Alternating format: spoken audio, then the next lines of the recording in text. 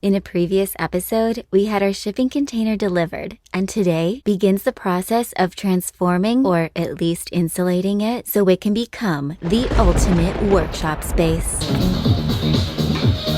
Welcome back to our channel. If you're new around here, we're Brittany and Drew, two hopeful adventurers who got married, moved into a van, and have been chasing adventures all around the globe ever since. And now, after moving from the USA to Portugal, we'll be documenting our entire journey of building our dreams as we transform a historic watermill into our first home, not on wheels. Join us as we embark on this new and exciting phase of life. Now, let's take in a deep breath and let it out.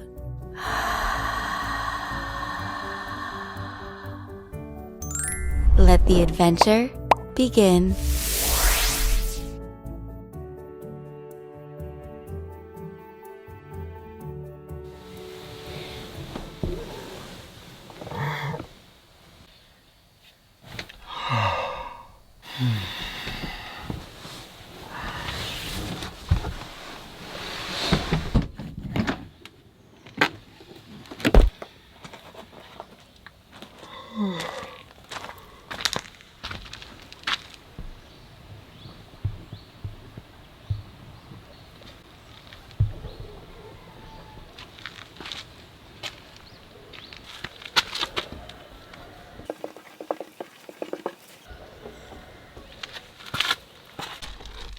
Morning, Tom.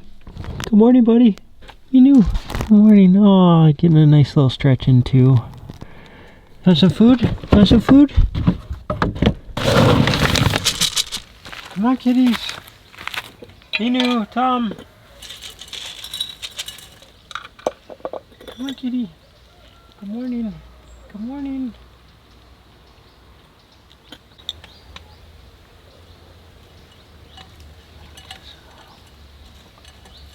Good morning. Here you go. Come on, Tom. Good morning. There's baby. Good morning, baby.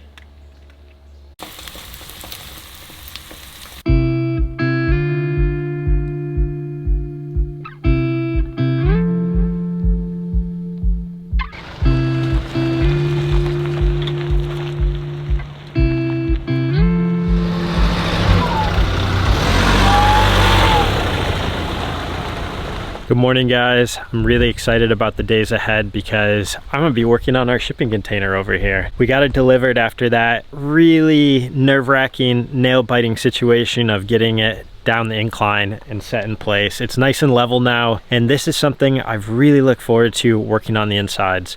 Because it gets so hot here in the summer and nearly about freezing during the nights of the winter time, we want to insulate it. So that means coming up with some unique ideas, because the same materials that are available in the United States are not available here in Portugal. It might take a little extra work. I also look forward to just having a space that I can work on things, have organization, because not being organized and looking for tools is just a waste of time. I'm sure many of you guys can relate to that. So this is just a big step forward in the bigger project of completing the magic mill. The next few days are sunny on the forecast, so that means I'm gonna have to empty everything that's inside of it. That way I have a clean space to start working on the insulation, the framing, and then putting plywood up over top of all of that. So I'm really excited for this. It's kind of like outfitting a van. I love that process in the past, so hope you guys enjoy it too. Well, as you guys can see, there's a lot of stuff in here right now that I have to get cleared out. The first step is actually going to be to fill in these ridges here. They do make a custom product back in the US that's not available here. That's like one big panel. It's already measured, fits the grooves and the contour of the container. However, that's not available here in Portugal. So I'm gonna improvise. I have some spray foam. I have some small, thin sheets of styrofoam basically, and I'm gonna start filling in those ridges by hand cutting the pieces, get them in there, and once everything's flush, I'll then start some framing. At least that's the plan. You guys were curious how much this container cost. Well, we bought it on the southern coast of Portugal. It's a used container. It looks in pretty good condition. It does have some dents and bruises. It's been on the high seas before. This right here is probably the biggest gash there is. It's quite minor though, in my opinion. And right there, that's ventilation that comes standard in these containers. There's that little exterior vent. They painted and basically went through, used a grinder, got off any visible rust, made sure that there were no issues.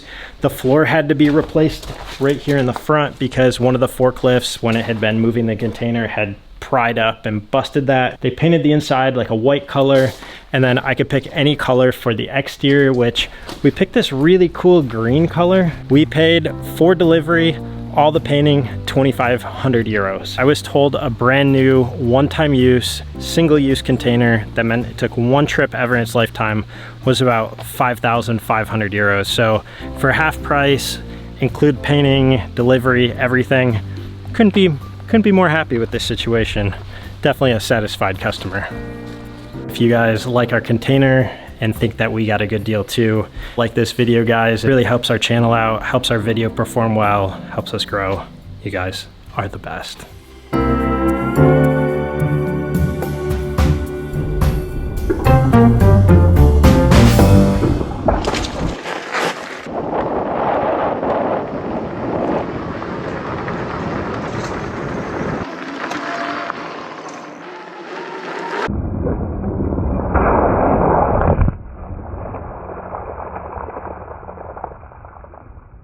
It is so much fun out here just cruising around on this bike, and I want to thank the sponsor of today's episode, Engway. They make the most durable, powerful e-bikes around. You can get a whole week's worth of riding on a 29 amp charge. Brittany and I have been thrilled with them. We've put almost 60 miles on them now, each of us. I have all good things to say. Their 4-inch wide tires make it so easy to ride in sand, winter conditions if you live in a place where there's snow, or just rough terrain like this. It just gives you all that stability that you want. The disc brakes even has a night light feature. You can do pedal assist. You got Shimano gears here. They get me uphill, up the mountains. They have a 1200 watt motor, which really gives you a lot of power. What a ride.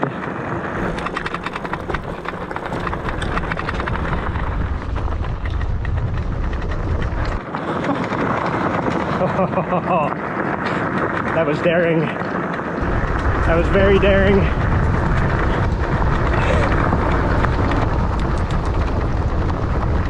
I mean, this is beefy. You can even put an extra passenger here. The seat's super comfortable. You got a spring-loaded suspension in the center, as well as beefy front forks. You guys know that we used to own a WR250R Yamaha motorcycle that we took all over Baja, Mexico, rode all over America in, but this reminds me of having that motorcycle again. Unfortunately, that motorcycle was smashed in a semi-accident. We'll link to the video up there, but I mean, this gives me that thrill again. It's electric, it's environmental friendly. You can charge it overnight and be ready to ride the next day. Right here's the headlight. It actually knows it's really light out, so it's not allowing it to turn on. It's conserving the battery. But right now they're having the most generous deal of the year. You can get up to $500 off for the next 5 days as part of their Black Friday deal. Head over to our link in the show notes below. These things are awesome. Great for a single person going out on rides, commuting, or having a good time with your adventure partner. Cheers, guys. Now back to the episode and back to that container build. GoPro turn off.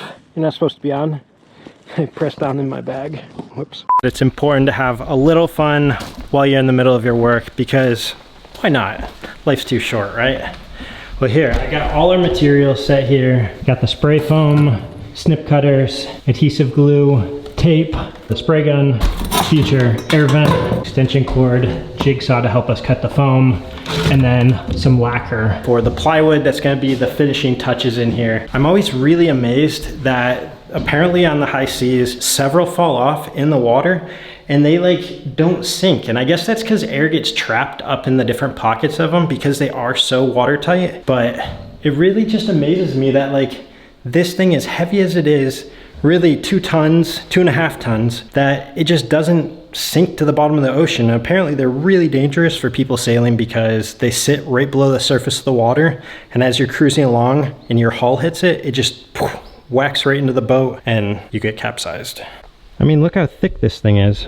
Super strong. So the other day I came over to the ridges, grabbed our tape measure and measured the depth of each one. It's about 3 centimeters or 30 millimeters, about 1.25 inches. This insulation, this styrofoam, is the same thickness, and my idea is to cut it into long strips, actually going that way, and put them into each one of these to prevent air pockets from forming behind the framework, the other insulation. So now that the container is completely empty, I think it's time to start cutting and fabricating these so that I can use the spray foam and get them installed, placed on the walls.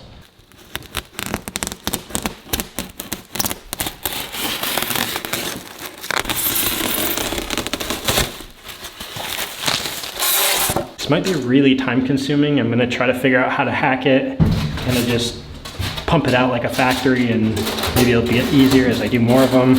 Figure out a method to my madness.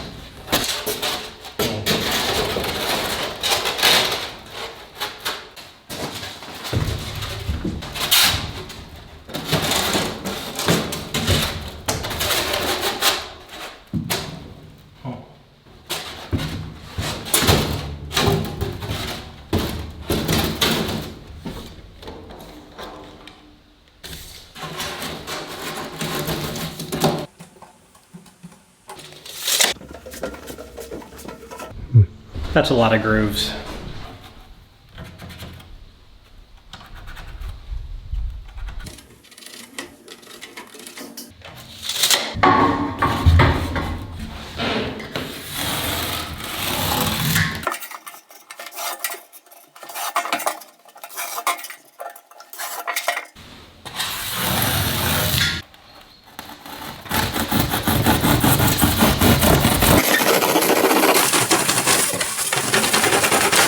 At least it cuts easy, but that's a little not good.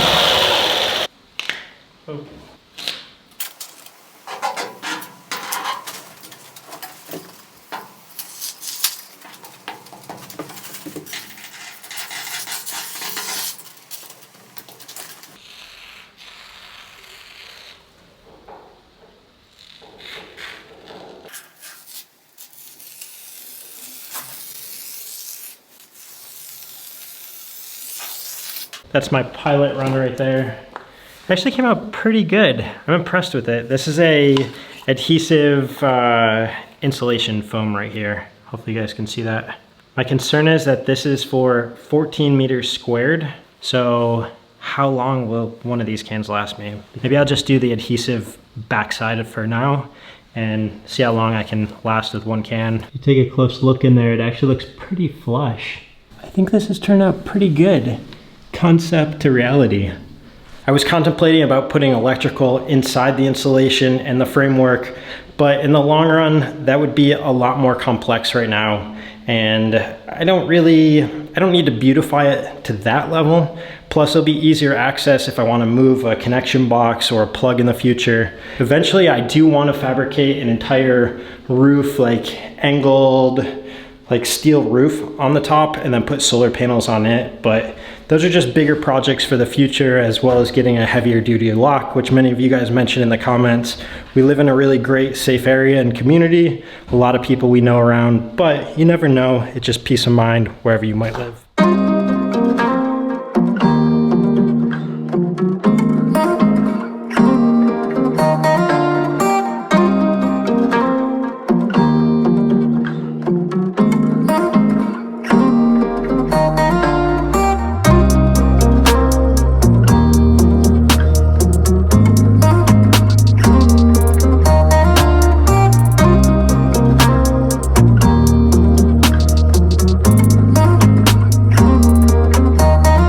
I think it's looking pretty good back here.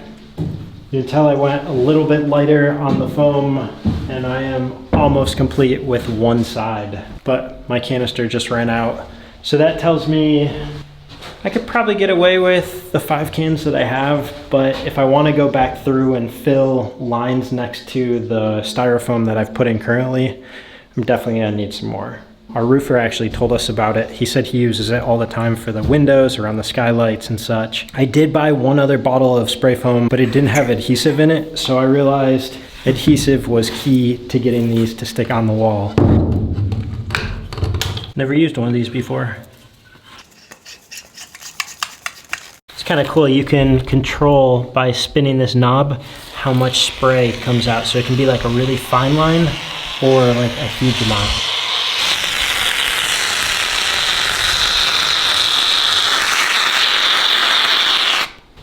That's what happens when I get carried away behind the camera. I miss my spots. I gotta put you guys down so I can focus here. Kind of looking like I got a snow globe inside my container right now. I even swallowed some by accident. I sneezed and some went down my nose, came out my mouth.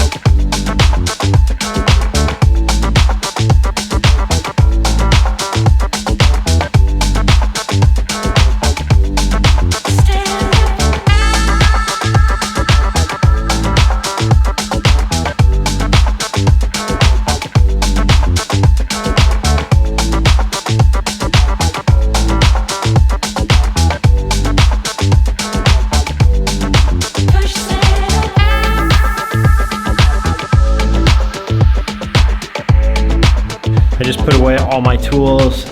The 3 sides of the container are completely done, which is such a good feeling. That took way longer than I expected, but I feel good about it. I'm gonna let the foam dry, get some rest, and I'll be back at the framing tomorrow. Peace. Hey guys, I actually thought I'd bring you along for my little grilling session. The grill smells oh so good right now. Look at this.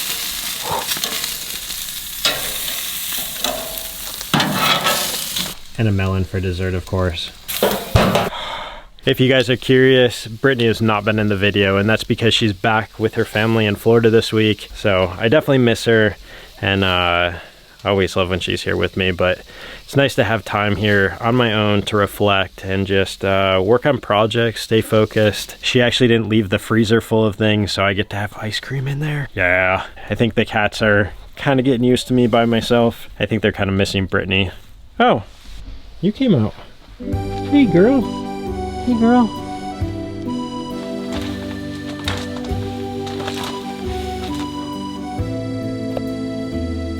Hey Minu. Hanging out by the bonfire? Yeah, it's pretty great. I know. Glad you're my buddy. You want a little piece? You want a little piece?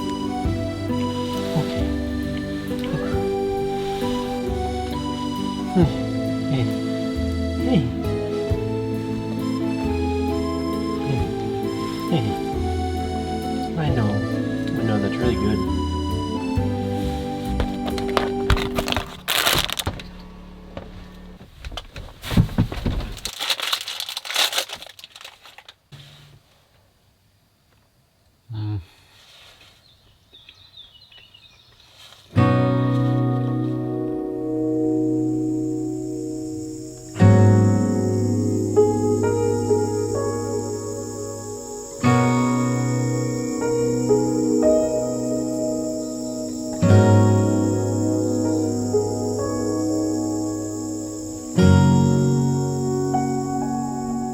Here's the aftermath of the nighttime action that happened. I've been storing everything in here, just trying to keep things dry a little bit. The Santa's Workshop snow that I had going on in here, this styrofoam sticks and clings to everything, but I kind of scooped it all into a pile over there. But here's exactly what that expanded foam looks like. You can see it protruding out from the ridges. I'm gonna have to smooth it down to make it entirely flush. So now the plan is to take this framing and build framing all the way around it. On the bottom, put a channel, run struts up the walls, connect it up high. That way I'll leave a little bit extra up top so I can run a layer of insulation down on the sides here. That way it creates a nice whale rib cage, and I can then screw up my plywood.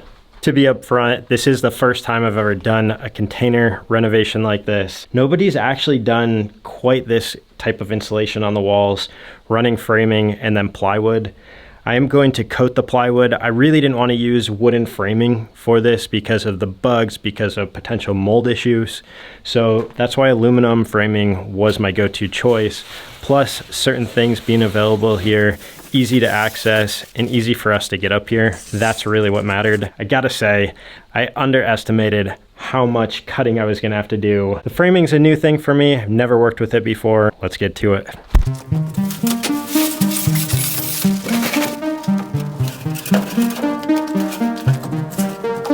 There's a quick look at the difference of the thickness between the styrofoam used in the ridges of the walls, plus what I'm about to install.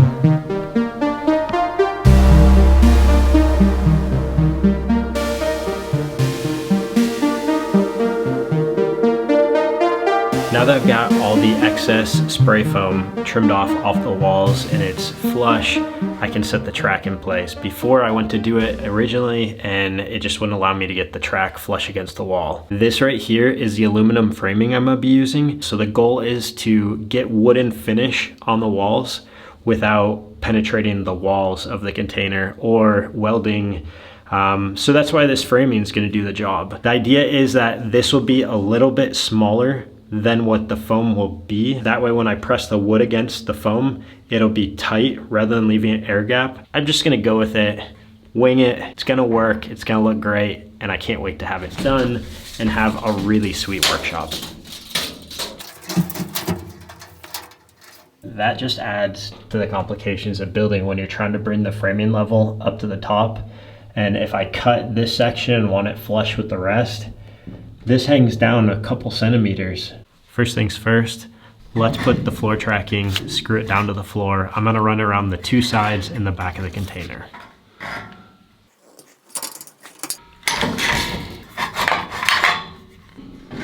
It's a nice fit.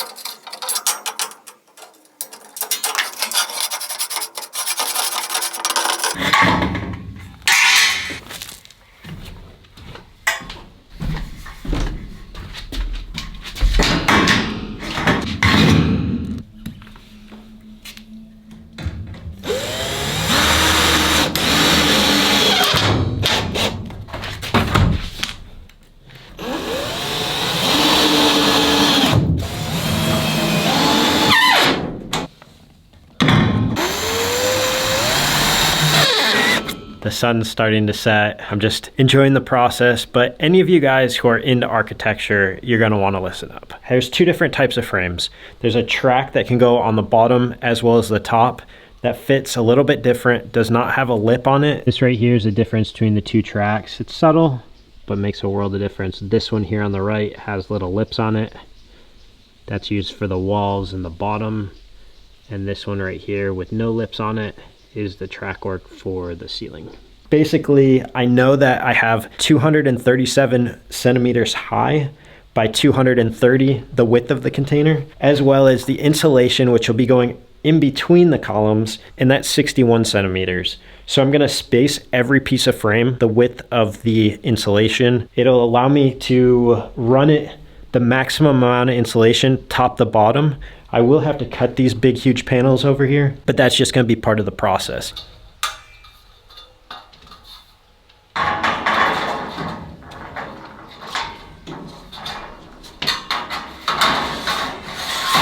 Okay, that's not gonna work. I'm gonna have to take this one down because I can't get to the back side to put the screws in the edge of that framing. This is the only one that should be like that. Maybe the last one in the back.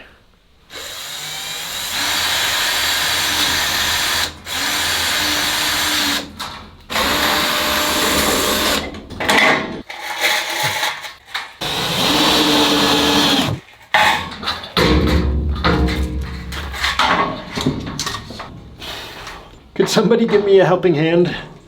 Could really use it right about now. Okay.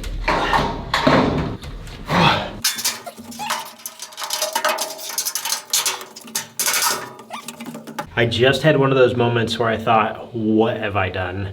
And then all of a sudden I realized I have a perfect solution. When you look at the track right now, it's like a upside down U with no ability to screw in from the underside. And I thought, how am I gonna hang the plywood, the insulation on the ceiling? There's no way, I got no option. And then I started playing around with the track and I realized I have little scrap offshoots. If I just stuff them in the center here, I can screw them in on the side of the framing. And right there, one in the middle, where the plywood meets each other, the track will hold both pieces. And then I have a nice platform to screw in from the underside. That's awesome. After 2 days of working on our container, experimenting and coming up with a plan, I had finished cutting all of the foam for the insets, secured the framing on the floor, and got my first rib of framing up before calling it a night. Woohoo! I just want to take a short moment to walk away from the container and just appreciate how beautiful our land is. The sun is set, it's like that twilight hour, and it's just so peaceful. You can hear the crickets. You can hear the stream rushing. I'm right over here by the lagoon right now. And can you guys hear it too? Like, it is such a nice night. It's probably like 60 out. I'm still in a t-shirt and shorts walking around because I'm moving a lot. I'm pretty warm, but wow. And you know what else is extra special? Is that tonight's my last night alone. Brittany comes back tomorrow and we're gonna go pick her up. See you guys then. Hi guys, I have truly enjoyed spending this week here with my family. I got to see my grandma, my dad. I even had pizza night with my mom. Mom, you gotta say it. Ready? Pizza night! And even got to see one of my best friends. But right now, I'm packing. I ordered something huge. I can't wait to share that with you guys, but I needed 2 50-pound bags. Duffel bag number 1 and duffel bag number 2. Babe, can't wait to see you. See you back in Portugal. Woo. Under my wings, I can feel the air pulling me up as I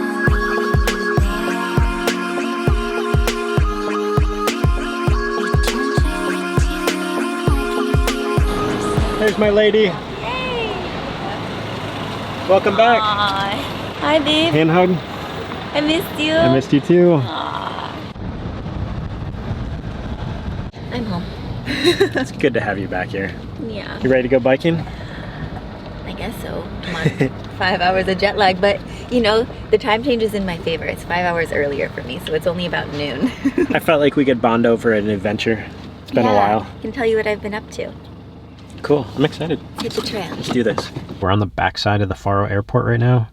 This is the road out to Faro Beach, but we're gonna go a little bit up here, jog over through like the estuary, the backwaters. It's called the Ludo Trail. We did this like 5 years ago. Yeah, the first time we came to Portugal. Oh, what a fun way to come back. Very exciting. Whoa.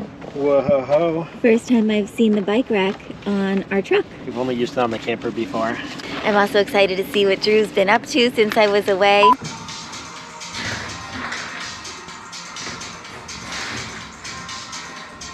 At this point, you guys know more than I do, but I hadn't been back to Florida since January, so it felt really nice to spend time with friends and family, and now I appreciate being back here even more. You know, it's a little bit of a whirlwind to go from the developed Western world back to our little corner here with still so much abundant nature, you know? Nature still, I think, has the scales tipping in its direction here. And it smells saltier. My secret on red-eye flights is to have like half of a Tylenol PM, and then it just knocks me out. So I did sleep about 5 or 6 hours on that flight, which is probably the only reason I'm able to even think about going biking right now. It's not too bad just changing like 2 hours of time change, but when you change 5, it's a challenge. It feels like a different world. Yeah, it is. It's weird. I'm in like a fog. I feel delirious. A little bit cuckoo, but very happy.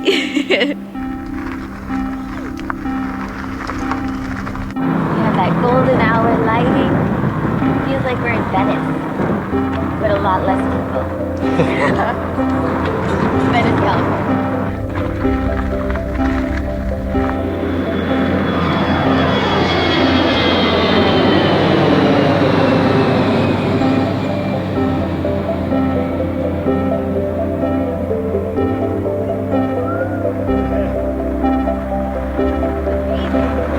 How good does this feel on your knees after sitting for so long?